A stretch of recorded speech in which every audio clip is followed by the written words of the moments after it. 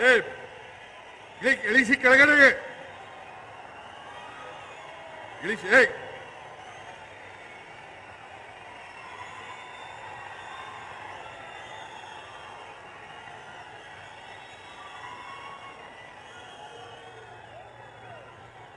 AICC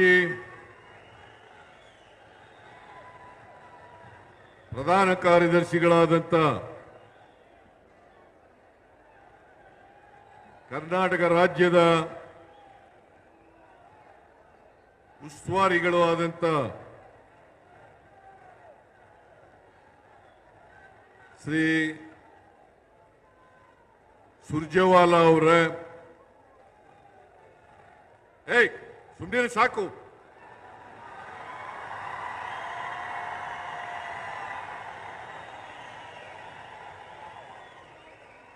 ಪ್ರದೇಶ ಕಾಂಗ್ರೆಸ್ ಸಮಿತಿಯ ಅಧ್ಯಕ್ಷರು ಉಪಮುಖ್ಯಮಂತ್ರಿಗಳು ಆದಂತ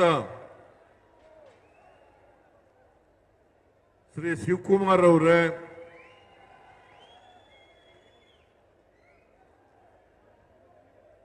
ಹಾಸನ ಜಿಲ್ಲಾ ಉಸ್ತುವಾರಿ ಸಚಿವರಾದಂಥ ರಾಜಣ್ಣ ಅವರೇ,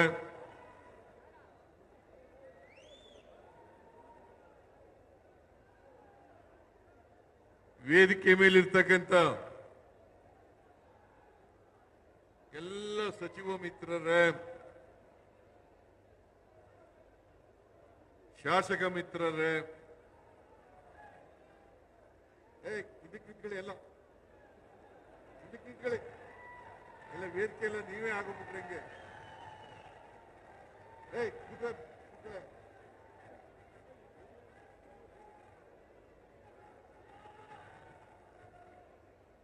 ವೇದಿಕೆ ಮೇಲಿರ್ತಕ್ಕಂಥ ಎಲ್ಲ ಶಾಸಕ ಮಿತ್ರರೇ, ಲೋಕಸಭಾ ರಾಜ್ಯಸಭಾ ಸದಸ್ಯರುಗಳೇ, ಮಾಜಿ ಶಾಸಕರುಗಳೇ, ಹಾಸನ ಜಿಲ್ಲಾ ಕಾಂಗ್ರೆಸ್ ಅಧ್ಯಕ್ಷರೇ, ಇತರ ಜಿಲ್ಲೆಗಳಿಂದ ಬಂದಿರತಕ್ಕಂಥ ಕಾಂಗ್ರೆಸ್ ಅಧ್ಯಕ್ಷರುಗಳೇ, ನಮ್ಮ ಪಕ್ಷದ ಎಲ್ಲ ಮುಖಂಡರುಗಳೇ, ಇಲ್ಲಿ ಇಷ್ಟೊಂದು ಬೃಹತ್ ಸಂಖ್ಯೆಯಲ್ಲಿ ಸೇರಿರ್ತಕ್ಕಂಥ ಕಾರ್ಯಕರ್ತ ಬಂಧುಗಳೇ, ತಾಯಂದಿರೇ, ಯುವಕ ಮಿತ್ರರೇ, ಮಾಧ್ಯಮದ ಗೆಳೆಯರೇ, ನೀವು ಎಷ್ಟೊತ್ತು ಕೂತ್ಕೊಳ್ತೀವಿ ಅಂತೀರಿ ಅಷ್ಟೊತ್ತು ಮಾತಾಡ್ತೀನಿ ನಾನು. ಅರ್ಧ ಗಂಟೆ ಕೂತ್ಕೊತೀರಾ, ಮುಕ್ಕಾಲು ಗಂಟೆ ಕೂತ್ಕೊತೀರಾ, 1 ಗಂಟೆ ಕೂತ್ಕೊತೀರಾ?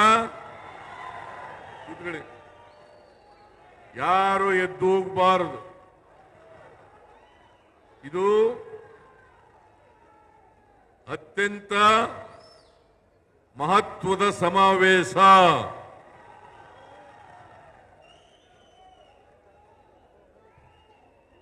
ಹಾಸನದಲ್ಲಿ ಮೊದಲನೇ ಬಾರಿಗೆ ಪ್ರದೇಶ ಕಾಂಗ್ರೆಸ್ ಸಮಿತಿ ಮತ್ತು ಸ್ವಾಭಿಮಾನಿಗಳ ಒಕ್ಕೂಟ ಇದರ ಜಂಟಿ ಆಶ್ರಯದಲ್ಲಿ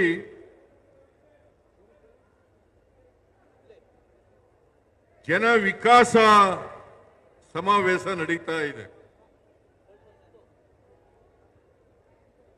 ಈ ಸಮಾವೇಶಕ್ಕೆ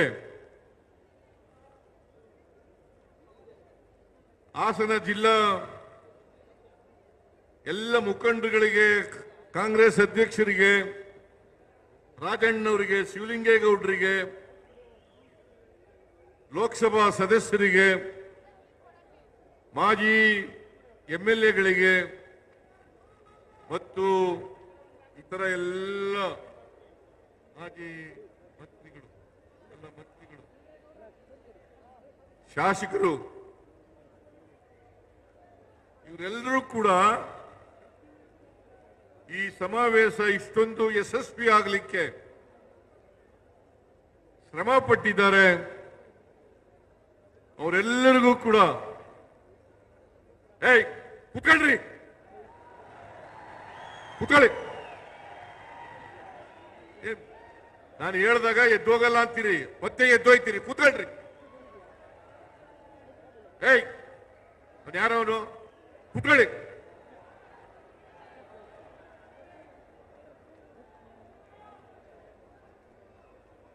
ನಾನು ಈ ಸಮಾವೇಶ ಯಶಸ್ವಿಯಾಗಲಿಕ್ಕೆ ದುಡಿದಿರ್ತಕ್ಕಂಥ ಎಲ್ಲ ಮಂತ್ರಿಗಳಿಗೆ, ಶಾಸಕ ಮಿತ್ರರಿಗೆ, ಪಕ್ಷದ ಮುಖಂಡರುಗಳಿಗೆ, ಲೋಕಸಭಾ ಸದಸ್ಯರಿಗೆ, ಮಾಜಿ ಶಾಸಕರುಗಳಿಗೆ ಎಲ್ಲರಿಗೂ ಕೂಡ ಸರ್ಕಾರದ ಪರವಾಗಿ ಮತ್ತು ಪಕ್ಷದ ಪರವಾಗಿ ಧನ್ಯವಾದಗಳನ್ನು ಹೇಳಲಿಕ್ಕೆ ಬಯಸ್ತಾ ಇದ್ದೇನೆ. ಬಹುಶಃ ನನ್ನ 40 ವರ್ಷಗಳ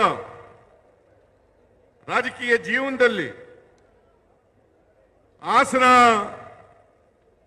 ಜಿಲ್ಲೆನಲ್ಲಿ ಇಷ್ಟೊಂದು ದೊಡ್ಡ ಸಮಾವೇಶ ಆಗಿರಲಿಲ್ಲ.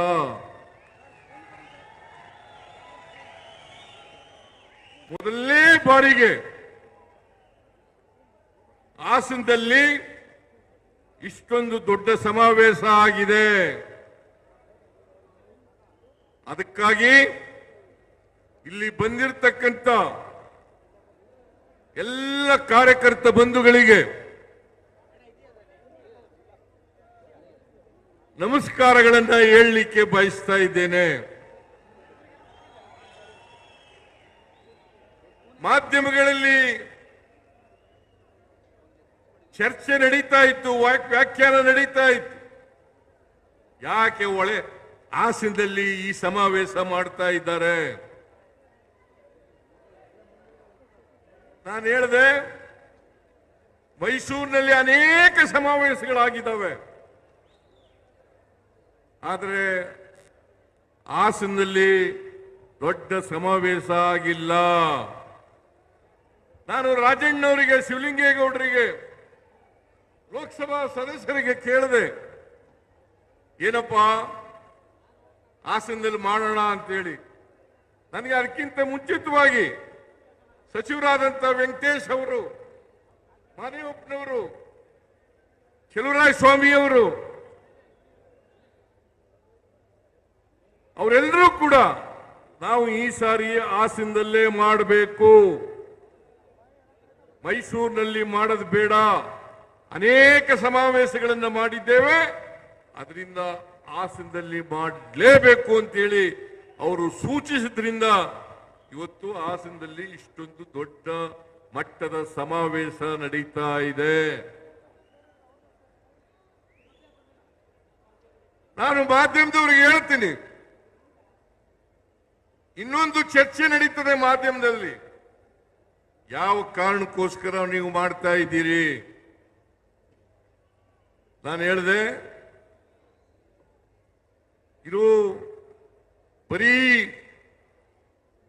ನಮ್ಮ ಪಕ್ಷದ ಕಾರ್ಯಕರ್ತರು ಮಾಡ್ತಾ ಇರ್ತಕ್ಕಂಥ ಸಮಾವೇಶ ಅಲ್ಲ, ಸ್ವಾಭಿಮಾನಿಗಳ ಒಕ್ಕೂಟ ಮತ್ತು ಪಕ್ಷದ ಕಾರ್ಯಕರ್ತರು, ಪಕ್ಷದಲ್ಲಿ ಇಲ್ಲದೆ ಇರ್ತಕ್ಕಂಥ ನಮ್ಮ ಪಕ್ಷದ ಬಗ್ಗೆ ಸಿಂಪತಿ ಇಟ್ಕೊಂಡಿರ್ತಕ್ಕಂಥ ಅನೇಕ ಜನ ಸದಸ್ಯರು ನನ್ನ ಹತ್ರ ಬಂದು ಹೇಳಿದ್ರು, ನಾವು ಒಂದು ನಿಮಗೆ ಕೃತಜ್ಞತೆ ಸಮಾವೇಶವನ್ನು ಮಾಡಬೇಕು, ಸ್ವಾಭಿಮಾನಿಗಳ ಒಕ್ಕೂಟದಿಂದ ಇದನ್ನು ಮಾಡ್ತೇವೆ ಅಂತ ಬಂದು ಹೇಳಿದ್ರು. ನಾನು ಹೇಳಿದೆ, ನಾನು ಈ ರಾಜ್ಯದ ಮುಖ್ಯಮಂತ್ರಿ, ನಾವು ಹಾಗೆ ಒಕ್ಕೂಟದಿಂದ ಮಾಡಲಿಕ್ಕೆ ಸಾಧ್ಯ ಆಗಲ್ಲ, ಪಕ್ಷನೂ ಸೇರಿಸ್ಕೊಂಡು ಮಾಡಬೇಕು ಅಂತ ಹೇಳಿದಾಗ ಅವರು ಒಪ್ಕೊಂಡ್ರು. ಹಾಗಾಗಿ ಇದು ಪ್ರದೇಶ ಕಾಂಗ್ರೆಸ್ ಸಮಿತಿ ಮತ್ತು ಸ್ವಾಭಿಮಾನಿಗಳ ಒಕ್ಕೂಟದ ವತಿಯಿಂದ ನಡೀತಾ ಇರ್ತಕ್ಕಂಥ ಸಮಾವೇಶ. ಇದರಲ್ಲಿ ಕಾಂಗ್ರೆಸ್ ಪಕ್ಷದವರು ಇಲ್ಲದೇ ಹೋದ್ರು, ಕಾಂಗ್ರೆಸ್ ಪಕ್ಷದವರು ಅಲ್ಲದೇ ಹೋದ್ರು ಕೂಡ ಈ ಸಮಾವೇಶದಲ್ಲಿ ಭಾಗಿಯಾಗಿದ್ದಾರೆ. ಅವ್ರಿಗೂ ಕೂಡ ನಾನು ಧನ್ಯವಾದಗಳನ್ನು ಹೇಳಲಿಕ್ಕೆ ಬಯಸ್ತಾ ಇದ್ದೇನೆ.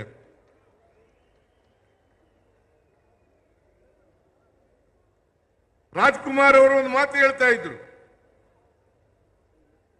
ಅದೇನಪ್ಪಾ ಅಂತಂದ್ರೆ ಅಭಿಮಾನಿ ದೇವರು ಅಂತ ಹೇಳ್ತಾ ಇದ್ರು. ಅಭಿಮಾನಿ ದೇವರು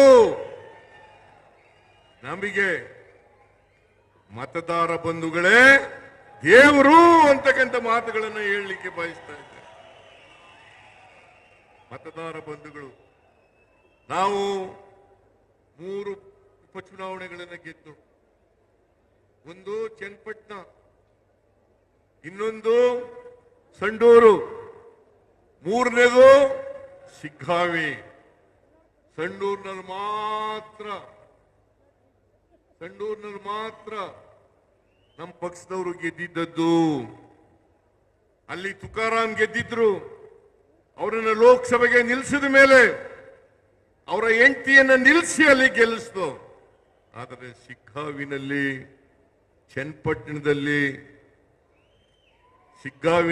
ಚನ್ನಪಟ್ಟಣದಲ್ಲಿ ನಾವು ಗೆದ್ದಿರಲಿಲ್ಲ. ಕಳೆದ ವಿಧಾನಸಭಾ ಚುನಾವಣೆಯಲ್ಲಿ ನಾವು ಗೆದ್ದಿರಲಿಲ್ಲ. ಚನ್ನಪಟ್ಟಣದಲ್ಲಿ ಈ ಜಿಲ್ಲೆಗೆ ಸೇರಿದಂತ ಮಹಾನಾಯಕ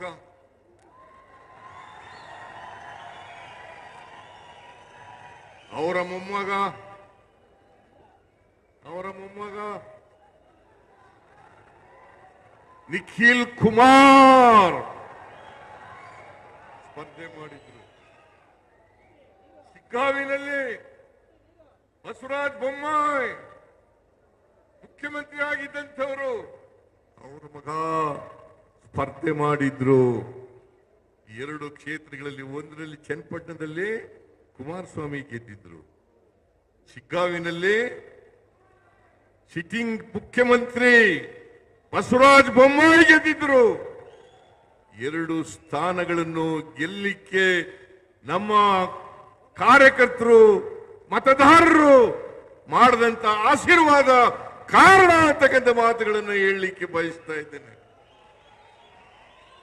ಅದಕ್ಕಾಗಿ ಸ್ವಾಭಿಮಾನಿಗಳ ಒಕ್ಕೂಟದವರು ಹೇಳ್ತಾ ಇದ್ರು, ನಿಮಗೆ ನಿಮ್ಮ ಪಕ್ಷದ ಅಧ್ಯಕ್ಷರಾದಂತ DK ಶಿವಕುಮಾರ್ ಅವರಿಗೆ ಕೃತಜ್ಞತೆಗಳನ್ನು ನಾವು ಸಲ್ಲಿಸಬೇಕು, ಮತದಾರರಿಗೆ ಕೃತಜ್ಞತೆಗಳನ್ನು ಸಲ್ಲಿಸಬೇಕು ಅಂತ ಹೇಳಿದ್ರು.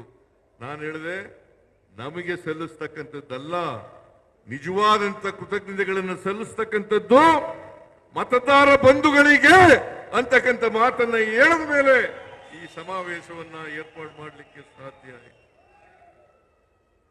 ಆಯ್ತು. ಇವತ್ತು ಕಾಂಗ್ರೆಸ್ ಪಕ್ಷದಿಂದ ಮಾತ್ರ ಕರ್ನಾಟಕದ ಇತಿಹಾಸದಲ್ಲಿ ಸುಭದ್ರ ಸರ್ಕಾರವನ್ನು ಕೊಡಲಿಕ್ಕೆ ಸಾಧ್ಯ ಆಗಿರ್ತಕ್ಕಂಥದ್ದು.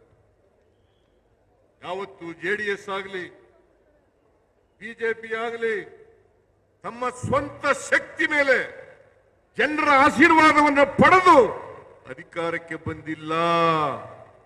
ಕುಮಾರಸ್ವಾಮಿ 2 ಸಾರಿ ಮುಖ್ಯಮಂತ್ರಿ ಆಗಿರ್ತಕ್ಕಂಥದ್ದು ಒಮ್ಮೆ ಬಿಜೆಪಿಯವರ ಸಹಾಯದಿಂದ, ಇನ್ನೊಮ್ಮೆ ನಮ್ಮ ಸಹಾಯದಿಂದ. ಬಿಜೆಪಿಯವರು 2008ರಲ್ಲಿ 2018ರಲ್ಲಿ ಅಧಿಕಾರಕ್ಕೆ ಬಂದರು. ಹಿಂಬಾಗಲಿನಿಂದ ಬಂದರೆ ಹೊರತು ಮುಂಬಾಗಲಿನಿಂದ ಬರಲಿಲ್ಲ. ಆಪರೇಷನ್ ಕಮಲ ಮಾಡಿ 2008ರಲ್ಲೂ ಕೂಡ ಕೋಟ್ಯಾಂತರ ರೂಪಾಯಿಗಳನ್ನು ಖರ್ಚು ಮಾಡಿ ಅಧಿಕಾರಕ್ಕೆ ಬಂದರು. ಮಿಸ್ಟರ್ ಯಡಿಯೂರಪ್ಪ ಮುಖ್ಯಮಂತ್ರಿ ಆದರು, ಮಿಸ್ಟರ್ ಸದಾನಂದಗೌಡ ಮುಖ್ಯಮಂತ್ರಿ ಆದರು, ಮಿಸ್ಟರ್ ಜಗದೀಶ್ ಶೆಟ್ಟರ್ ಮುಖ್ಯಮಂತ್ರಿ ಆದರು. ಹೇಗೆ ಇವ್ರ ಕೈಲಿ ಸುಭದ್ರ ಸರ್ಕಾರವನ್ನು ಕೊಡಲಿಕ್ಕೆ ಸಾಧ್ಯ ಆಯಿತು? 2006ರಲ್ಲಿ ಮೊದಲನೇ ಬಾರಿಗೆ ಕುಮಾರಸ್ವಾಮಿ ಮುಖ್ಯಮಂತ್ರಿ ಆದರು. ಆದರೆ ಯಡಿಯೂರಪ್ಪನವರಿಗೆ ಮೋಸ ಮಾಡಿದ್ರು, ಆ ಸರ್ಕಾರ ಉಳ್ಕೊಳ್ಳಿಕ್ಕೆ ಸಾಧ್ಯ ಆಗಲಿಲ್ಲ. ಯಾರು ಮೋಸ ಮಾಡಿದವರು? ಮಿಸ್ಟರ್ ಕುಮಾರಸ್ವಾಮಿ, ಮಿಸ್ಟರ್ ದೇವೇಗೌಡ, ಆ ಸರ್ಕಾರ ಉಳ್ಕೊಳ್ಳಿಲ್ಲ. ಮತ್ತೆ 2018ರಲ್ಲಿ 104 ಸ್ಥಾನಗಳನ್ನು ಗೆದ್ರೆ ಹೊರತು 113 ಸ್ಥಾನಗಳನ್ನು ಗೆಲ್ಲಿಲ್ಲ. ನಾವು ಕುಮಾರಸ್ವಾಮಿ ಅವರಿಗೆ ಬೆಂಬಲ ಕೊಟ್ಟು ನೀವು ಮುಖ್ಯಮಂತ್ರಿ ಆಗಿ, ನಾವು 80 ಜನ ಗೆದ್ದಿದ್ರು ಕೂಡ, ಅವರು 38 ಜನ ಗೆದ್ದಿದ್ರು ಕೂಡ, ನೀವು ಮುಖ್ಯಮಂತ್ರಿ ಆಗ್ರಿ, ನೀವು ಮುಖ್ಯಮಂತ್ರಿ ಆಗ್ರಿ, ನಾವು ಬೆಂಬಲ ಕೊಡ್ತೀವಿ ಅಂತೇಳಿ ಮಾಡೋದು. ಆದರೆ ಸರ್ಕಾರವನ್ನು ಉಳಿಸಿಕೊಳ್ಳಲಿಲ್ಲ. ನಾವು ವಿತ್ಡ್ರಾ ಮಾಡದ್ದಲ್ಲ. ಇವರು ಮುಖ್ಯಮಂತ್ರಿ ಆಗಿರುವಾಗ 17 ಜನ MLAಗಳು ಬಿಜೆಪಿ ಜೊತೆ ಸೇರಿ ಆಪರೇಷನ್ ಕಮಲದ ಮೂಲಕ ಯಡಿಯೂರಪ್ಪ ಮುಖ್ಯಮಂತ್ರಿ ಆದರು. ಆಮೇಲೆ ಬಸವರಾಜ ಬೊಮ್ಮಾಯಿ ಮುಖ್ಯಮಂತ್ರಿ ಆದರು. ಇವರು ಯಾವತ್ತಾರು ಕೂಡ JDS ಆಗಲಿ ಬಿಜೆಪಿ ಆಗಲಿ ಸುಭದ್ರ ಸರ್ಕಾರ ಕೊಟ್ಟಿದ್ದಾರ? ನೀವು ಇತಿಹಾಸವನ್ನ, ಕರ್ನಾಟಕದ ಇತಿಹಾಸವನ್ನ ನೋಡಬೇಕು. ಕಾಂಗ್ರೆಸ್ ಪಕ್ಷ ಯಾವಾಗ ಅಧಿಕಾರಕ್ಕೆ ಬಂದಿದೆ ಎಲ್ಲ ಕಾಲದಲ್ಲೂ ಕೂಡ ಸುಭದ್ರ ಸರ್ಕಾರವನ್ನು ಕೊಟ್ಟಿದೆ. ನೀವು ಯೋಚನೆ ಮಾಡಿ. ಈಗ ಬಿಜೆಪಿಗೆ JDSಗೆ ಬೆಂಬಲಿಸಬೇಕಾ? ಅಧಿಕಾರ ಕೊಡಬೇಕಾ? ಅವರಿಗೆ ಕೊಡಬೇಕಾ? ಕೂತ್ಕೊಳ್ರಿ, ಕೂತ್ಕೊಳ್ರಿ. ಅಧಿಕಾರ ಕೊಡಬೇಕಾ ಅವರಿಗೆ? ಇವತ್ತೇನಾದ್ರೂ ಸುಭದ್ರ ಸರ್ಕಾರವನ್ನು ಕೊಡ್ಲಿಕ್ಕೆ ಶಕ್ತಿ ಇರ್ತಕ್ಕಂಥದ್ದು ನಿಮ್ಮೆಲ್ಲರ ಆಶೀರ್ವಾದದಿಂದ ಕಾಂಗ್ರೆಸ್ ಪಕ್ಷಕ್ಕೆ ಹೊರತು ಬೇರೆ ಪಕ್ಷಕ್ಕೆ ಅಲ್ಲ ಅಂತಕ್ಕಂಥದನ್ನ ಹೇಳಲಿಕ್ಕೆ ಬಯಸ್ತಾ ಇದ್ದೇನೆ. ನಾವು 2013ರಿಂದ 2018ರವರೆಗೆ ಇದ್ದೆ. ಅನೇಕ ಅಭಿವೃದ್ಧಿ ಕೆಲಸಗಳನ್ನು ಮಾಡೋದು. ಅವತ್ತು ನಮ್ಮ ಪಕ್ಷದ ವತಿಯಿಂದ 165 ಭರವಸೆಗಳನ್ನು ಕೊಟ್ಟಿದ್ದು. ಆ 165 ಭರವಸೆಗಳಲ್ಲಿ 158 ಭರವಸೆಗಳನ್ನು ಈಡೇರಿಸ್ತು ಇದೇ ಭಾರತೀಯ ಜನತಾ ಪಕ್ಷದವರು. 2018ರಲ್ಲಿ 600 ಭರವಸೆಗಳನ್ನು ಕೊಟ್ಟಿದ್ರು. ಅದರಲ್ಲಿ 10% ಭರವಸೆಗಳನ್ನು ಕೂಡ ಈಡೇರಿಸಲಿಕ್ಕೆ ಸಾಧ್ಯ ಆಗಲಿಲ್ಲ. ಕೊಟ್ಟ ಮಾತಿನಂತೆ ನಡ್ಕೊಂಡವರು ಕಾಂಗ್ರೆಸ್ನವರು, ಸುಭದ್ರ ಸರ್ಕಾರವನ್ನು ಕೊಟ್ಟವರು ಕಾಂಗ್ರೆಸ್ನವರು. ಇದನ್ನ ನೀವು ಅರ್ಥ ಮಾಡ್ಕೋಬೇಕಾಗ್ತದೆ. ಅನ್ನಭಾಗ್ಯ, ಕ್ಷೀರಭಾಗ್ಯ, ಕೃಷಿ ಭಾಗ್ಯ, ಇವತ್ತು ಬಹಳ ಮಾತಾಡ್ತಾರೆ. BPL ಕಾರ್ಡ್ ಬಗ್ಗೆ ಬಹಳ ಮಾತಾಡ್ತಾರೆ. ಭಾರತೀಯ ಜನತಾ ಪಕ್ಷದವರು, JDSನವರು BPL ಕಾರ್ಡ್ ಬಗ್ಗೆ ಬಹಳ ಮಾತಾಡ್ತಾರೆ. ರಾಜ್ಯ ಸರ್ಕಾರ BPL ಕಾರ್ಡ್ ಕೊಟ್ಟಿದ್ದು ವಾಪಸ್ ಕಿತ್ಕೊಂಡ್ಬಿಡ್ತದೆ, ಬಡವರಿಗೆ ಅನ್ನ ಕೊಡ್ತಾ ಇಲ್ಲ ಅಂತಕ್ಕಂಥ ಮಾತನ್ನು ಹೇಳ್ತೀನಿ. ನಾನು ಭಾರತೀಯ ಜನತಾ ಪಕ್ಷದವರಿಗೆ, JDSನವರಿಗೆ ಒಂದು ಪ್ರಶ್ನೆಯನ್ನು ಕೇಳ್ತೀನಿ. 5 ಕೆಜಿ ಅಕ್ಕಿಯನ್ನು ಫ್ರೀಯಾಗಿ ಕೊಟ್ಟವರು ಯಾರು? ಫುಡ್ ಸೆಕ್ಯೂರಿಟಿ ಆಕ್ಟ್ ಅನ್ನ ಜಾರಿಗೆ ತಂದವರು ಯಾರು? ಬಿಜೆಪಿಯವರ, JDSನವರ? ಕೂತ್ಕೊಳ್ಳಿ, ಅದು ಎದ್ದೋಗಿ ಎತ್ತಗೆ.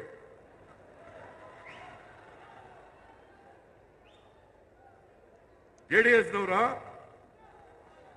5 ಕೆಜಿ ಅಕ್ಕಿಯನ್ನು ಫ್ರೀಯಾಗಿ ಯಾರೂ ಕೂಡ ಬಡವರು ಹಸ್ಕೊಂಡು ಮಲಗಬಾರದು, ಕರ್ನಾಟಕ ರಾಜ್ಯ ಶಿವಮುಕ್ತ ರಾಜ್ಯ ಆಗ್ಬೇಕು ಅಂತೇಳಿ 5 ಕೆಜಿ ಅಕ್ಕಿಯನ್ನು ಫ್ರೀಯಾಗಿ ಕೊಟ್ಟವರು ನಮ್ಮ ಸರ್ಕಾರ, ಬಿಜೆಪಿ ಸರ್ಕಾರ ಅಲ್ಲ. 5 ರಿಂದ 7 ಕೆಜಿ ಅಕ್ಕಿಯನ್ನ ಬಡವರಿಗೆ ಕೊಡ್ತಕ್ಕಂಥ ತೀರ್ಮಾನವನ್ನು ಮಾಡಿದವರು ಕಾಂಗ್ರೆಸ್ ಸರ್ಕಾರ. ಮಿಸ್ಟರ್ ಅಶೋಕ, ಮಿಸ್ಟರ್ ಯಡಿಯೂರಪ್ಪ, ಯಾರ್ರೀ ಕೊಟ್ಟವರು? 7 ಕೆಜಿಯಿಂದ 5 ಕೆಜಿ ಮಾಡಿದವರು ಯಾರು?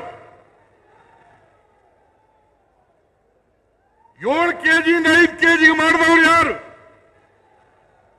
ಬಡವರ ಹೊಟ್ಟೆ ಮೇಲೆ ಹೊಡಿತಕ್ಕಂಥವರು ಬಿಜೆಪಿಯವರು, ಜೆಡಿಎಸ್ನವರೇ ಹೊರತು ಕಾಂಗ್ರೆಸ್ನವರಲ್ಲ.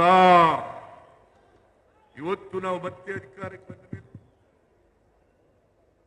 5 ಕೆಜಿ ಅಕ್ಕಿ ಜೊತೆಗೆ ಯಾರವನು ಹೋರಾಟಗೆ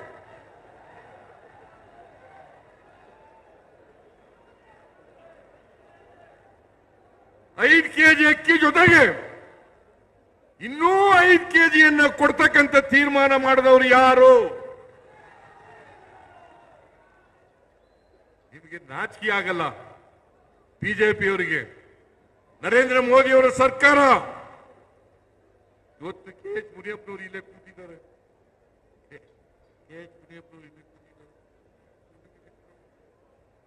ಒಂದು ಕೆಜಿ ಅಕ್ಕಿಗೆ 34 ರೂಪಾಯಿ ಕೊಡ್ತೀವಿ. ಅಕ್ಕಿ ಕೊಡ್ರಿ ಅಂದ್ರೆ ಕೊಡ್ಲಿಲ್ಲ. ಅಕ್ಕಿ ಕೊಡ್ರಿ, ನಾವು ಬಡವರಿಗೆ ಕೊಡಬೇಕು. ಅಕ್ಕಿ ಕೊಡ್ರಿ ಅಂದ್ರೆ ಕೊಡ್ಲಿಲ್ಲ. ನಾವು ಅದಕ್ಕೋಸ್ಕರ 5 ಕೆಜಿ ಅಕ್ಕಿಗೆ ಬದಲಾಗಿ ಪ್ರತಿ BPL ಕಾರ್ಡ್ ಹೋಲ್ಡರ್ಗೆ ತಿಂಗಳಿಗೆ 170 ರೂಪಾಯಿಯನ್ನು ಕೊಡ್ತಾ ಇದ್ದೀವಿ. ಬಿಜೆಪಿಯವರಿಗೆ ನಾನು ಪ್ರಶ್ನೆ ಕೇಳ್ತೀನಿ, ನೀವು ನಿಮ್ಮ ಪಕ್ಷ ಅಧಿಕಾರದಲ್ಲಿರ್ತಕ್ಕಂಥ ಯಾವ ರಾಜ್ಯದಲ್ಲೂ ಕೂಡ 10 ಕೆಜಿ ಅಕ್ಕಿಯನ್ನು ಕೊಡ್ತಾ ಇದ್ದೀವಿ ಬಡವರಿಗೆ ಅಂತಕ್ಕಂಥದ್ದನ್ನು ತೋರಿಸಿದ್ರೆ ನಾನು ರಾಜಕೀಯದಿಂದ ನಿವೃತ್ತಿ ಆಗ್ತೀನಿ.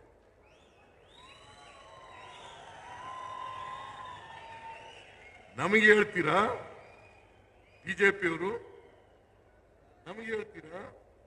10 ಕೆಜಿ ಅಕ್ಕಿಯನ್ನ ಇಡೀ ದೇಶದಲ್ಲಿ ಬಡವರಿಗೆ ಕೊಡ್ತಾ ಇರ್ತಕ್ಕಂಥದ್ದು, BPL ಕಾರ್ಡ್ ಹೋಲ್ಡರ್ಗೆ ಕೊಡ್ತಾ ಇರ್ತಕ್ಕಂಥದ್ದು ಅದು ಕರ್ನಾಟಕದಲ್ಲಿ ಇರ್ತಕ್ಕಂಥ ಕಾಂಗ್ರೆಸ್ ಸರ್ಕಾರವೇ ಹೊರತು ಬೇರೆ ಯಾವುದೇ ಸರ್ಕಾರ ಅಲ್ಲ. ಬಿಜೆಪಿಯವರಿಗೆ, JDSನವರಿಗೆ ಬಡವರ ಬಗ್ಗೆ ಮಾತಾಡಲಿಕ್ಕೆ ಯಾವ ನೈತಿಕ ಹಕ್ಕಿದೆ? ಯಾವ ನೈತಿಕ ಹಕ್ಕಿದೆ? 5 ಗ್ಯಾರಂಟಿ ಯೋಜನೆಗಳನ್ನು ಘೋಷಣೆ ಮಾಡತಕ್ಕಂಥ 5 ಗ್ಯಾರಂಟಿ ಯೋಜನೆಗಳನ್ನು ಘೋಷಣೆ ಮಾಡೋದು. ಇವತ್ತು 5 ಗ್ಯಾರಂಟಿ ಯೋಜನೆಗಳನ್ನು ಜಾರಿ ಕೊಟ್ಟಿದ್ದೀವಿ. ಆ ಗ್ಯಾರಂಟಿ ಯೋಜನೆಗಳಿಗೆ 56,000 ಕೋಟಿ ರೂಪಾಯಿಗಳನ್ನು ಖರ್ಚು ಮಾಡ್ತಾ ಇದ್ದೀವಿ. ಶಕ್ತಿ ಯೋಜನೆ, ಅನ್ನಭಾಗ್ಯ, ಗೃಹಲಕ್ಷ್ಮಿ, ಗೃಹ ಜ್ಯೋತಿ, ಯುವ ನಿಧಿ, ನರೇಂದ್ರ ಮೋದಿ ಅವರು ಆದಿಯಾಗಿ ಕೂತ್ಕೊಳ್ಳಿ, ನರೇಂದ್ರ ಮೋದಿ ಅವರು ಆದಿಯಾಗಿ ಹೇಳಿದ್ರು ಈ 5 ಗ್ಯಾರಂಟಿಗಳನ್ನ ಕಾಂಗ್ರೆಸ್ ಸರ್ಕಾರ ಕರ್ನಾಟಕದಲ್ಲಿ ಜಾರಿ ಮಾಡಲಿಕ್ಕೆ ಸಾಧ್ಯ ಇಲ್ಲ. ಇದನ್ನು ಜಾರಿ ಮಾಡಿದ್ರೆ ಒಕ್ಕಸ ಖಾಲಿ ಆಗ್ಬಿಡ್ತದೆ, ಅಭಿವೃದ್ಧಿ ಕೆಲಸಗಳಿಗೆ ದುಡ್ಡಿಲ್ಲ. ರೀತಿಯಾಗಿ ಅವರು ಎಲ್ಲ ಗ್ಯಾರಂಟಿ ಯೋಜನೆಗಳನ್ನು ವಿರೋಧ ಮಾಡಿದ್ರು. ಅವರು ನೇರವಾಗಿ ಗ್ಯಾರಂಟಿ ಯೋಜನೆಗಳನ್ನ ವಿರೋಧ ಮಾಡಿದ್ರೆ ಹೊರತು ಅವರು ಆಕ್ಚುಲಿ ಬಡವರ ವಿರೋಧಿಗಳು. ಗ್ಯಾರಂಟಿ ಯೋಜನೆಗಳನ್ನು ವಿರೋಧ ಮಾಡೋದು ಅಂತಂದ್ರೆ ಬಡವರಿಗೆ ವಿರೋಧ ಮಾಡೋದು, ಬಡವರಿಗೆ ಕೊಡ್ತಕ್ಕಂಥ ಕಾರ್ಯಕ್ರಮಗಳನ್ನ ವಿರೋಧ ಮಾಡೋದು. ಈಗ ಇನ್ನೊಂದು ವರ್ಷ ಶುರು ಮಾಡಿದ್ದಾರೆ. ನಮಗೆ ಸರಿಯಾಗಿ ದುಡ್ಡು ಕೊಡ್ತಾ ಇಲ್ಲ, ನಮ್ಮ ತೆರಿಗೆ ಹಂಚಿಕೆಯಲ್ಲಿ ಸರಿಯಾಗಿ ನ್ಯಾಯಯುತವಾಗಿ ನಮಗೆ ಸೇರಬೇಕಾದಂತ ಪಾಲನ್ನ ಕೊಡ್ತಾ ಇಲ್ಲ. ಸೆಂಟ್ರಲಿ ಸ್ಪಾನ್ಸರ್ ಸ್ಕೀಮ್ ನಲ್ಲಿ ಕಡಿಮೆ ಮಾಡಿದ್ದಾರೆ.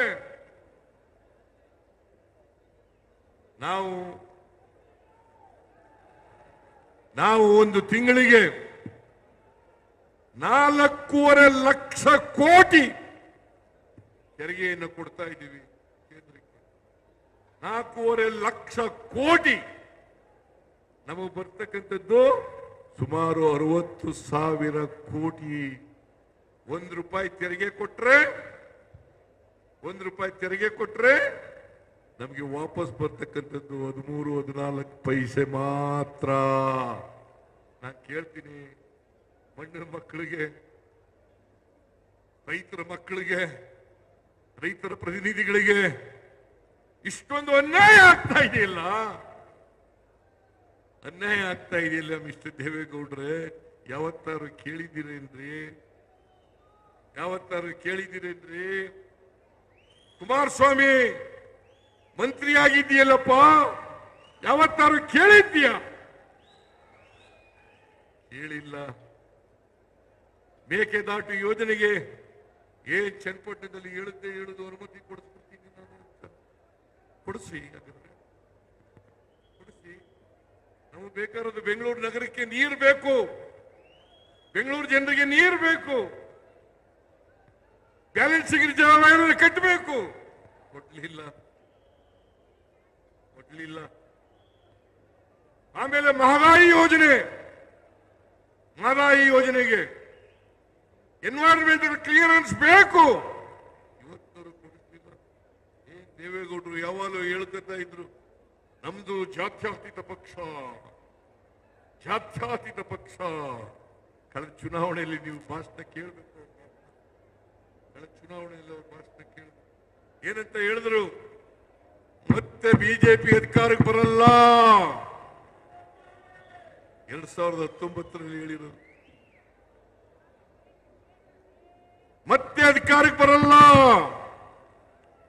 ಬಂದ್ರೆ ನರೇಂದ್ರ ಮೋದಿ ಅವರು ಪ್ರಧಾನಮಂತ್ರಿ ಆದ್ರೆ ಈ ದೇಶ ಬಿಟ್ಬಿಡ್ತೀನಿ ನಾನು. ಮಿಸ್ಟರ್ ದೇವೇಗೌಡ್ರೆ, ದೇಶ ಬಿಡಬೇಡಿ, ಇಲ್ಲೇ ಇರಿ. ದೇಶ ಬಿಡಬೇಡಿ, ಇಲ್ಲೇ ಇಡಿ. ದೇಶ ಬಿಡಕ್ಕೆ ಹೋಗ್ಬೇಡಿ. ಏನ್ ನನಗಿಂತ ಒಂದು 15 ವರ್ಷ ದೊಡ್ಡವರು ಪಾಪ ದೇವೇಗೌಡರು, ನನಗಿಂತ 15 ವರ್ಷ ದೊಡ್ಡವರು. ಅವರು ವಯಸ್ಸಿಗೆ ತಕ್ಕಾಗಿ ಮಾತಾಡ್ಬೇಕಲ್ಲ. ಚನ್ನಪಟ್ಟಣದಲ್ಲಿ ಏನ್ ಮಾತಾಡಿದ್ರು? ಸಿದ್ದರಾಮಯ್ಯನ ಗರ್ವಭಂಗ ಮಾಡ್ತೇನೆ.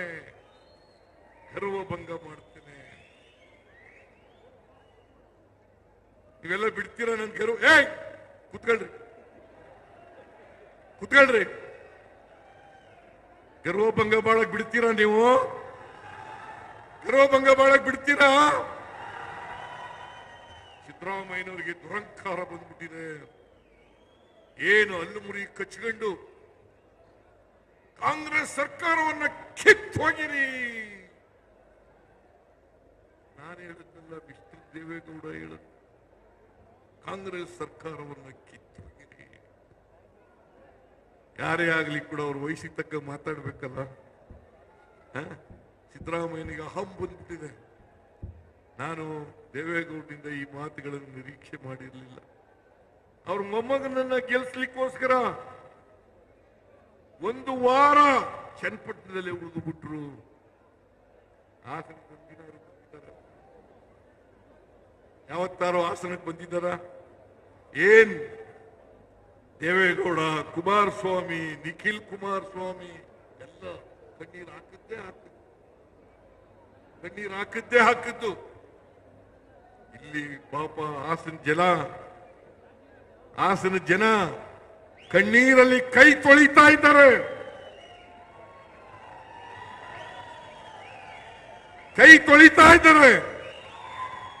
ಎಲ್ಲ ಮಹಿಳೆಯರು ಇವತ್ತು ಆತಂಕದಲ್ಲಿದ್ದಾರೆ. ಇಲ್ಲಿ ಬಂದು ಒಂದಿನ ಕಣ್ಣೀರು ಹಾಕ್ಬೇಕಾಗಿತ್ತಲ್ಲ ಮಿಸ್ಟರ್ ದೇವೇಗೌಡರೇ? ಇಲ್ಲಿ ಬಂದು ಒಂದಿನ ಹಾಕ್ಬೇಕಾಗಿತ್ತಲ್ಲ? ಏನ್ ಕರ್ನಾಟಕಕ್ಕೆ ಅನ್ಯಾಯ ಆಗ್ಲಿಕ್ಕೆ ಬಿಡಲ್ಲ. ಇವತ್ತು ನಬಾರ್ಡ್ ಹೋದ ವರ್ಷ ರೈತರ ಮಗ ಅಂತ ಹೇಳ್ತೀನಿ, ಹೋದ ವರ್ಷ 5,600 ಕೋಟಿ ರೂಪಾಯಿಗಳನ್ನ ನಬಾರ್ಡ್ ರೀಫೈನಾನ್ಸ್ ಮಾಡಿತ್ತು ಕರ್ನಾಟಕದ ರೈತರಿಗೆ. ಈ ವರ್ಷ ಅದು 2,340 ಕೋಟಿ ರೂಪಾಯಿ ಆಗಿದೆ. ಮಣ್ಣಿನ ಮಗ, ರೈತರ ಮಗ ಕುಮಾರಸ್ವಾಮಿ ಕಣ್ಣೀರು ಹಾಕ್ತಾ ಇದ್ದೀರಲ್ಲಪ್ಪ, ಇದು ರೈತರಿಗೋಸ್ಕರ ಕಣ್ಣೀರು ಹಾಕ್ಬೇಕೋ ಬೇಡ? ರೈತರಿಗೋಸ್ಕರ ಕಣ್ಣೀರು ಹಾಕ್ಬೇಕೋ ಬೇಡ? ಒಂದು ದಿನ ಕಣ್ಣೀರು ಹಾಕ್ಲಿಲ್ಲ, ಒಂದಿನ ಕೇಳಲಿಲ್ಲ, ಪಾರ್ಲಿಮೆಂಟ್ ನಲ್ಲಿ ಮಾತಾಡಲಿಲ್ಲ. ನಾನು ಬಿಜೆಪಿ ಎಂಪಿಗಳಿಗೆ ಕೇಳ್ತೀನಿ, ಬಿಜೆಪಿ ಎಂಪಿಗಳೇ, ನೀವು ಕೋಲಾ ಬಸವನಂತೆ ತಲೆ ಅಳ್ಳಾಡಿಸೋದು ಬಿಟ್ಟುಬಿಡಿ. ಇನ್ಮೇಲೆ ಕರ್ನಾಟಕಕ್ಕೆ ಅನ್ಯಾಯ ಆದಾಗ, ಅನ್ಯಾಯ ಆಗ್ತಾ ಇದೆ ಬಿಜೆಪಿ ಸರ್ಕಾರದಿಂದ ಅಂತೇಳಿ ಎದ್ದು ನಿಲ್ತಕ್ಕಂಥ ಕೆಲಸವನ್ನ ನೀವು ಮಾಡಬೇಕಾಗ್ತದೆ. ಕರ್ನಾಟಕದ ಪರವಾಗಿ ಧ್ವನಿ ಎತ್ತಕ್ಕಂಥ ಕೆಲಸವನ್ನು ಮಾಡಬೇಕಾಗ್ತದೆ. ನೀವು ಮಾಡಲಿಲ್ಲ ಅಂತಂದ್ರೆ ಕರ್ನಾಟಕಕ್ಕೆ ಅನ್ಯಾಯ ಆಗ್ತದೆ. ಇವತ್ತು 58% ಕಳೆದ ವರ್ಷಕ್ಕೆ ಹೋಲಿಕೆ ಮಾಡಿದ್ರೆ ಈ ವರ್ಷ ನಬಾರ್ಡ್ನಿಂದ ನಾವು ಬರ್ತಕ್ಕಂಥ ಹಣ 58% ಕಡಿಮೆ ಆಯ್ತು. 58% ಕಡಿಮೆ ಆಯ್ತು. 4.5% ನಬಾರ್ಡ್ ಕೊಡ್ತದೆ. ನಾವು ರೈತರಿಗೆ 5 ಲಕ್ಷದವರೆಗೆ ಶಾರ್ಟ್ ಟರ್ಮ್ ಲೋನ್ಗೆ 0% ಇಂಟ್ರೆಸ್ಟು, 4% ತಕೊಂಡು 0% ಇಂಟ್ರೆಸ್ಟ್ ಕೊಡ್ತಾ ಇದ್ದೀವಿ. 5 ರಿಂದ 15 ಲಕ್ಷದವರೆಗೆ, 5 ರಿಂದ 15 ಲಕ್ಷದವರೆಗೆ ಕೇವಲ 3% ಬಡ್ಡಿಯನ್ನು ವಸೂಲು ಮಾಡ್ತಾ ಇದ್ದೀವಿ. ನೀವು ದುಡ್ಡು ಕೊಡದೆ ಹೋದ್ರೆ, ನಬಾರ್ಡ್ ಅವರು ದುಡ್ಡು ಕೊಡದೆ ಹೋದ್ರೆ, ನಬಾರ್ಡ್ ಬರೋದು ಯಾರ ಅಧೀನದಲ್ಲಿ? ಕೇಂದ್ರ ಸರ್ಕಾರದ ಹಣಕಾಸಿನ ಮಂತ್ರಿ ನಿರ್ಮಲಾ ಸೀತಾರಾಮನ್. ನಾನು ಹೋಗಿ ಅವರನ್ನು ಭೇಟಿ ಮಾಡಿದೆ, ಪ್ರಧಾನಮಂತ್ರಿಗಳನ್ನು ಭೇಟಿ ಮಾಡಿದೆ, ಮನವಿಯನ್ನು ಕೊಟ್ಟಿದ್ದೇನೆ. ನಬಾರ್ಡ್ ಅವ್ರಿಗೆ ಹೇಳಿ, RBIನವ್ರಿಗೆ ಹೇಳಿ, ನಮಗೆ ಕೊಡಿಸ್ಕೊಡಿ. 5,600 ಕೋಟಿ ರೂಪಾಯಿ ಕನಿಷ್ಠ. ನಾವು ಇನ್ನೂ ಹೆಚ್ಚಾಗಿ ಕೇಳಿದ್ದೀವಿ. 5,600 ಕೋಟಿನಾದ್ರೂ ಕೂಡ ಹೋದ್ ಸಾರಿ ಕೊಟ್ಟಿದ್ದಂತ ಹಣವನ್ನಾದ್ರೂ ಕೊಡಿಸಿ. ಕೊಡ್ಲಿಲ್ಲ. ದೇವೇಗೌಡರು ಇವತ್ತವರಿಗೆ ಬಾಯಿ ಬಿಟ್ಟಿಲ್ಲ.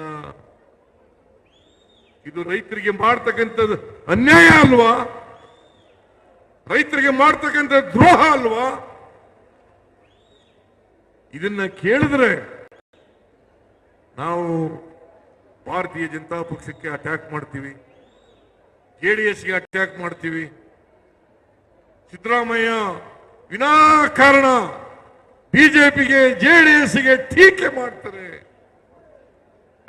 ಇದು ಟೀಕೆ ಅಲ್ಲ, ನಮ್ಮ ಕರ್ನಾಟಕಕ್ಕೆ ಆಗ್ತಕ್ಕಂಥ ಅನ್ಯಾಯವನ್ನ ಸರಿಪಡಿಸಿ ನಮ್ಮ ಲೋಕಸಭಾ ಸದಸ್ಯರಿಗೂ ಕೂಡ ಹೇಳ್ತೀನಿ, ಬಿಜೆಪಿ ಲೋಕಸಭಾ ಸದಸ್ಯರಿಗೂ ಹೇಳ್ತೀನಿ, JDS ಲೋಕಸಭಾ ಸದಸ್ಯರಿಗೂ ಹೇಳ್ತೀನಿ, ನೀವೆಲ್ಲರೂ ಸೇರಿ ಕರ್ನಾಟಕಕ್ಕೆ ಆಗಿರ್ತಕ್ಕಂಥ ಅನ್ಯಾಯವನ್ನ ಸರಿಪಡಿಸಿ.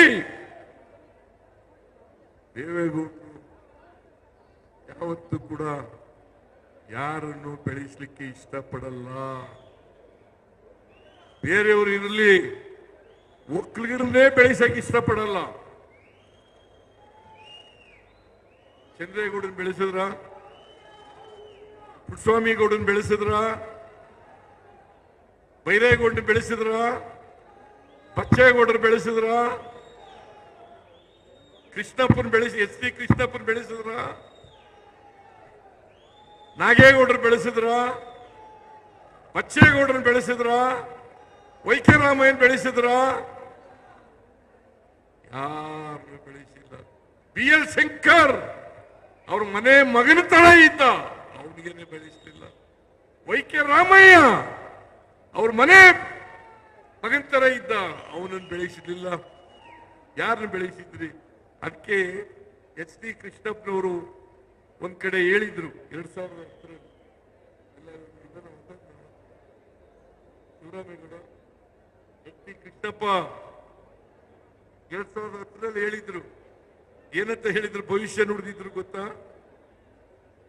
ನಮಗೆಲ್ಲ ರಾಜಕೀಯ ಬರೆದು ಬಿಟ್ಟಿದ್ದಾರೆ. ಬರೆದಿದ್ರು ಎಚ್ ಡಿ ಕೃಷ್ಣಪ್ಪನವರು, ಕೆ ಆರ್ ಪೇಟೆಯವರು.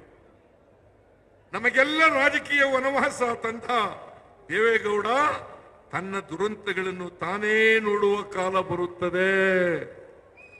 ಯಾರು ಹೇಳಿದ್ರು ಇದನ್ನು?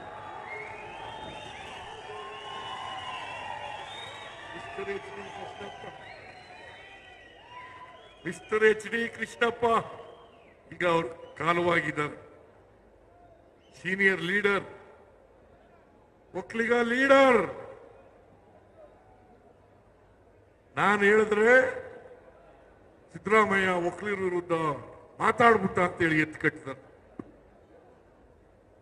ಆದ್ರೆ ಎಚ್ ಡಿ ಕೃಷ್ಣಪ್ಪ ಹೇಳಿರೋದು ಇದು. ಅವರು ಪಕ್ಕಾ ಒಕ್ಕಲಿಗ. ಅವ್ರು ಹೇಳಿರೋದು, ದೇವೇಗೌಡ್ರೆ ನೀವು ಯಾರನ್ನ ಬೆಳೆಸಿದ್ದೀರಿ ಹೇಳಿಯಪ್ಪ, ಯಾರನ್ನ ಬೆಳೆಸಿದ್ದೀರಿ ಹೇಳಿ. ಅದಕ್ಕೆ ನಾನು ಹೇಳಿದೆ, ಚನ್ನಪಟ್ಟಣದಲ್ಲಿ ಹೇಳಿದೆ, ದೇವೇಗೌಡ ಯಾವಾಗಲೂ ಹೇಳ್ತಾರೆ ಸಿದ್ದರಾಮಯ್ಯನನ್ನ ನಾನು ಹಣಕಾಸಿನ ಮಂತ್ರಿ ಮಾಡಿದೆ, ಹಾಗಾಗಿ ಅವ್ರು ಬೆಳಕಂಡ್ರು. ನಾನು ಕೇಳ್ತೀನಿ ಮಿಸ್ಟರ್ ದೇವೇಗೌಡ್ರೆ, ನಾನು ಜಾಲಪ್ಪನವರು ಇಲ್ಲೇ ಹೋಗಿದ್ರೆ 1994ರಲ್ಲಿ ನೀವು ಮುಖ್ಯಮಂತ್ರಿ ಆಗ್ಲಿಕ್ಕೆ ಸಾಧ್ಯನೇ ಇರ್ತಿರ್ಲಿಲ್ಲ ಅಂತಕ್ಕಂಥ ಮಾತುಗಳನ್ನ ಹೇಳ್ಬೇಕಾಗ್ತದೆ. ಸತ್ಯ ಯಾವತ್ತಾರು ಹೇಳ್ಬೇಕಲ್ಲ. ನಾನು ಜಾಲಪ್ಪನವರು ಇಲ್ಲದೆ ಹೋಗಿದ್ರೆ 1994ರಲ್ಲಿ ಮುಖ್ಯಮಂತ್ರಿ ಆಗ್ಲಿಕ್ಕೆ ಸಾಧ್ಯ ಆಗ್ತಾ ಇಲ್ಲ. ನಾನು ಜಾಲಪ್ಪನವರು ಇವ್ರ ಜೊತೆ ನಿಂತದ್ರಿಂದ ರಾಮಕೃಷ್ಣ ಹೆಗ್ಡೆಯವರು ಮುಖ್ಯಮಂತ್ರಿ ಹಾಕ್ಬಿಡ್ತಿದ್ರು ಇಲ್ಲದೆ ಹೋಗಿದ್ರೆ. ರಾಮಕೃಷ್ಣ ಹೆಗ್ಡೆಯವರನ್ನು ತಪ್ಪಿಸಿ ಇವರನ್ನು ಮುಖ್ಯಮಂತ್ರಿ ಮಾಡಿದೆ. ಸಿದ್ದರಾಮಯ್ಯನನ್ನು ಬೆಳೆಸಿದೆ, ಹಣಕಾಸಿನ ಮಂತ್ರಿ ಮಾಡಿದೆ.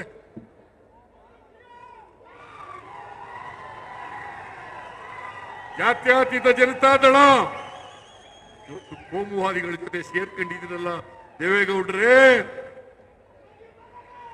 ಜಾತ್ಯತೀತ ಜನತಾದಳ ಅಂತ ನಾನು, ದೇವೇಗೌಡರು, ಲಕ್ಷ್ಮೀ ಸಾಗರ್, ಎಕೆ ಸುಬ್ಬಯ್ಯ, ವೆಂಕಟೇಶ್, ಮಾದೇವಪ್ಪ, ಸತೀಶ್ ಜಾರಕಿಹೊಳಿ, ಅವರಿಲ್ಲ ಸತೀಶ್ ಜಾರಕಿಹೊಳಿ ಹೋದ್ನ, ಸತೀಶ್ ಜಾರಕಿಹೊಳಿ, ಬಿ ಆರ್ ಪಾಟೀಲ್, ನಾವೆಲ್ಲ ಸೇರಿ ಜಾತ್ಯತೀತ ಜನತಾದಳವನ್ನು ಕಟ್ಟಿದೋ. ನನ್ನನ್ನೇ ಎಕ್ಸ್ಪೆಲ್ ಮಾಡಬೇಕು ಪಾರ್ಟಿಯಿಂದ.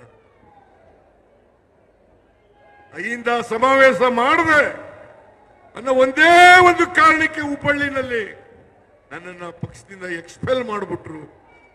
ಮಾಧ್ಯಮದವರಿಗೆ ನಾನು ಮನವಿ ಮಾಡ್ಕೊಳ್ತೇನೆ, ದಯಮಾಡಿ ನಾನು ಪಕ್ಷ ಬಿಡ್ಲಿಲ್ಲ, ನನ್ನನ್ನ ಎಕ್ಸ್ಪೆಲ್ ಮಾಡಿದ್ರು, ಪಕ್ಷದಿಂದ ಎಕ್ಸ್ಪೆಲ್ ಮಾಡಿದ್ರು. ದೇವೇಗೌಡರು ನಾನು ಬೆಳೆಸಲಿಲ್ಲ. ದೇವೇಗೌಡರನ್ನ ಮುಖ್ಯಮಂತ್ರಿ ಮಾಡಿದವರು ನಾವು.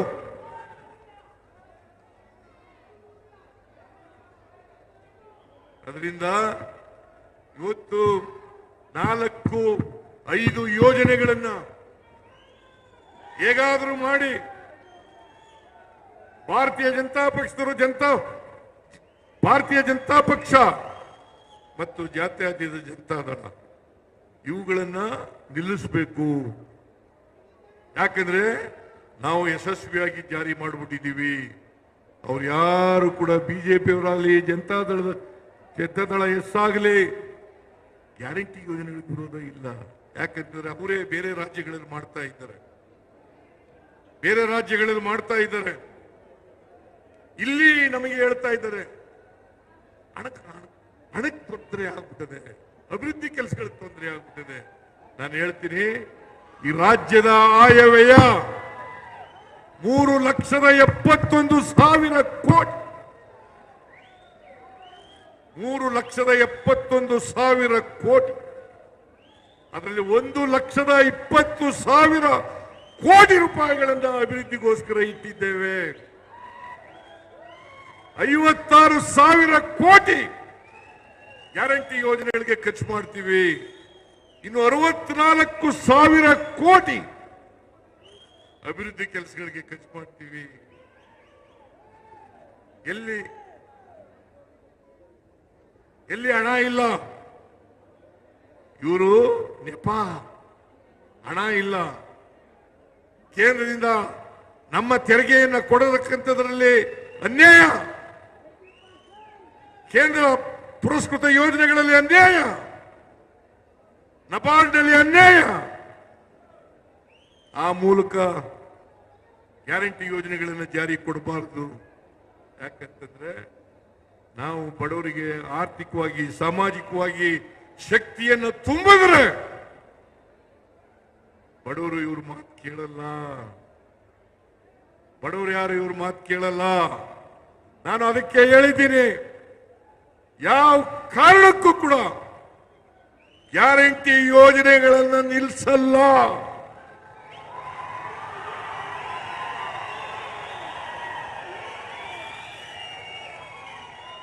ನಾವು ಅಧಿಕಾರದಲ್ಲಿ ಇರೋವರೆಗೆ 2028 ಮೇವರೆಗೆ ಗ್ಯಾರಂಟಿ ಯೋಜನೆಗಳು ಇರ್ತವೆ. ಮತ್ತೆ ನಾವೇ ಅಧಿಕಾರಕ್ಕೆ ಬರ್ತೇವೆ. ಗ್ಯಾರಂಟಿ ಯೋಜನೆಗಳನ್ನು ಮುಂದುವರಿಸ್ತೇವೆ. ಈಗ ಹಾಸನ ಜಿಲ್ಲೆಯಲ್ಲಿ ಶಿವಲಿಂಗೇಗೌಡ ಒಬ್ಬನೇ ಗೆದ್ದಿರೋದು. ಈ ಸಾರಿ ಕಳೆದ ಲೋಕಸಭಾ ಚುನಾವಣೆಯಲ್ಲಿ ನಾವು ಗೆದ್ದಿದ್ದೇವೆ. ನನಗನ್ಸುತ್ತೆ ಹಾಸನ ಜಿಲ್ಲೆಯಲ್ಲಿ 7 ವಿಧಾನಸಭಾ ಕ್ಷೇತ್ರಗಳಿದ್ದಾವೆ. 7 ವಿಧಾನಸಭಾ ಕ್ಷೇತ್ರಗಳಲ್ಲಿಯೂ ಕೂಡ ಮುಂದಿನ ವಿಧಾನಸಭಾ ಚುನಾವಣೆಯಲ್ಲಿ ಗೆದ್ದೇ ಗೆಲ್ತೀವಿ ಅಂತಕ್ಕಂಥ ಮಾತುಗಳನ್ನು ಹೇಳಲಿಕ್ಕೆ ಬಯಸ್ತಾ ಇದ್ದೇನೆ. ನಿಮ್ ಕಾಲ ಮುಗಿತು ದೇವೇಗೌಡರೆ, ನಿಮ್ ಕಾಲ ಮುಗಿತು. ನಾನು ಕೊನೆ ಉಸಿರಿನವರೆಗೂ ರಾಜಕೀಯ ಮಾಡ್ತೀವಿ ಅಂತ ಮಾಡಿ, ಪಾಪ ನಂದೇನ್ ತಕರಾರಿಲ್ಲ. ಒಳ್ಳೆ ಆರೋಗ್ಯ ಕೊಡ್ಲಿ ಅವರಿಗೆ, ರಾಜಕೀಯ ಮಾಡಿ ಕೊನೆಯವರಿಗೆ. ಆದರೆ ಈ ದ್ವೇಷದ ರಾಜಕಾರಣವನ್ನು ಮಾಡಬೇಡಿ. ದ್ವೇಷದ ರಾಜಕಾರಣವನ್ನು ಮಾಡಬೇಡಿ. ಹಗೆತನದ ರಾಜಕಾರಣವನ್ನು ಮಾಡಬೇಡಿ. ಇನ್ನೊಬ್ಬರನ್ನ ರಾಜಕೀಯವಾಗಿ ಮುಗಿಸ್ತೇವೆ ಅಂತಕ್ಕಂಥ ಮಾತುಗಳನ್ನು ಆಡಬೇಡಿ ಅಂತಕ್ಕಂಥ ಮಾತುಗಳನ್ನು ಹೇಳಲಿಕ್ಕೆ ಬಯಸ್ತಾ ಇದ್ದೇನೆ. ಅದರಿಂದ ಈ ಸಮಾವೇಶ ಹಾಸನದಲ್ಲಿ ಒಂದು ಹೊಸ ಅಧ್ಯಾಯವನ್ನ ಬರೀತದೆ.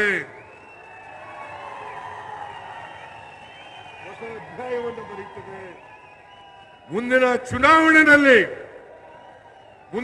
ವಿಧಾನಸಭಾ ಚುನಾವಣೆಯಲ್ಲಿ ನಾವು ಎಲ್ಲ ಸ್ಥಾನಗಳನ್ನು ಗೆಲ್ತೀವಿ.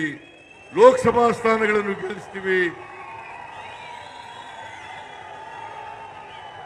ಕಾಂಗ್ರೆಸ್ ಪಕ್ಷ ಇಡೀ ದೇಶದಲ್ಲಿ ಬಲಿಷ್ಠವಾಗಿದೆ.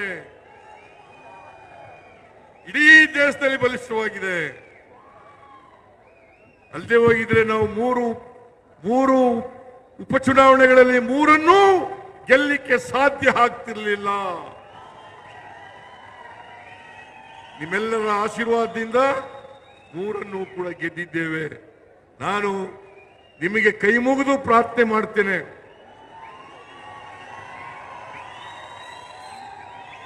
ಕಾಂಗ್ರೆಸ್ ಪಕ್ಷ ಮಾತ್ರ ಬಡವರ ಪರವಾಗಿರ್ತಕ್ಕಂಥದ್ದು, ಹಿಂದುಳಿದವರ ಪರವಾಗಿರ್ತಕ್ಕಂಥದ್ದು, ದಲಿತರ ಪರವಾಗಿರ್ತಕ್ಕಂಥದ್ದು, ಮಹಿಳೆಯರ ಪರವಾಗಿರ್ತಕ್ಕಂಥದ್ದು, ರೈತರ ಪರವಾಗಿರ್ತಕ್ಕಂಥದ್ದು, ಆದಿವಾಸಿಗಳ ಪರವಾಗಿರ್ತಕ್ಕಂಥದ್ದು, ಮತ್ತೆ ಕಾರ್ಮಿಕರ ಪರವಾಗಿರ್ತಕ್ಕಂಥದ್ದು, ಸಾಮಾಜಿಕ ನ್ಯಾಯದಲ್ಲಿ ನಂಬಿಕೆ ಇಟ್ಕೊಂಡಿರ್ತಕ್ಕಂಥ ಪಕ್ಷ ಕಾಂಗ್ರೆಸ್ ಪಕ್ಷ. ಯಾವತ್ತೂ ಕೂಡ ಬಿಜೆಪಿ ಆಗಲಿ ಜೆಡಿಎಸ್ ಆಗಲಿ ಸಾಮಾಜಿಕ ನ್ಯಾಯದಲ್ಲಿ ನಂಬಿಕೆ ಇಲ್ಲ. ಅದರಿಂದ ಬಿಜೆಪಿ ಜೆಡಿಎಸ್ನವರ ಮಾತುಗಳನ್ನ ಕೇಳಕ್ ಹೋಗ್ಬೇಡಿ. ದಾರಿ ತಪ್ಪಿಸ್ತಕ್ಕಂಥ ಕೆಲಸವನ್ನ ಮಾಡ್ತಾರೆ. ನನಗೆ ವಿಶ್ವಾಸ ಇದೆ, ಬಡವರು, ದಲಿತರು, ಹಿಂದುಳಿದವರು, ಅಲ್ಪಸಂಖ್ಯಾತರು, ರೈತರು, ಮಹಿಳೆಯರು ಎಲ್ಲರೂ ಕೂಡ ಬಿಜೆಪಿ ಬಗ್ಗೆ, ಜೆಡಿಎಸ್ ಬಗ್ಗೆ ಅರ್ಥ ಮಾಡ್ಕೊಂಡಿದ್ದಾರೆ. ಬಿಜೆಪಿ ಯಾವತ್ತೂ ಕೂಡ ಬಡವರ ಪರವಾಗಿರ್ತಕ್ಕಂಥ ಪಕ್ಷ ಅಲ್ಲ, ಜೆಡಿಎಸ್ ಬಡವರ ಪರವಾಗಿರ್ತಕ್ಕಂಥ ಪಕ್ಷ ಅಲ್ಲ. ದೇವೇಗೌಡರಿಗೆ ಕೊನೆ ಮಾತು ಹೇಳ್ತೀನಿ, ನೀವು ಕೋಮುವಾದಿಗಳ ಜೊತೆ ಸೇರ್ಕೊಂಡು ಜಾತ್ಯತೀತ ಜನತಾದಳ ಜಾತ್ಯತೀತ ಅಂತ ಇಟ್ಕೊಳ್ಳಿಕ್ಕೆ ಯಾವುದೇ ನೈತಿಕ ಹಕ್ಕಿಲ್ಲ ನಿಮಗೆ ಅಂತಕ್ಕಂಥ ಮಾತುಗಳನ್ನ ಹೇಳಿ ಇವತ್ತು ಇಷ್ಟೊಂದು ದೊಡ್ಡ ಸಂಖ್ಯೆಯಲ್ಲಿ ಬಂದಿರತಕ್ಕಂಥ ಎಲ್ಲ ಜನರಿಗೆ ಕೃತಜ್ಞತೆಗಳನ್ನು ಹೇಳಿ ನನ್ನ ಮಾತನ್ನು ಮುಗಿಸ್ತೇನೆ. ಜೈ ಹಿಂದ್, ಜೈ ಕರ್ನಾಟಕ, ಜೈ ಕಾಂಗ್ರೆಸ್.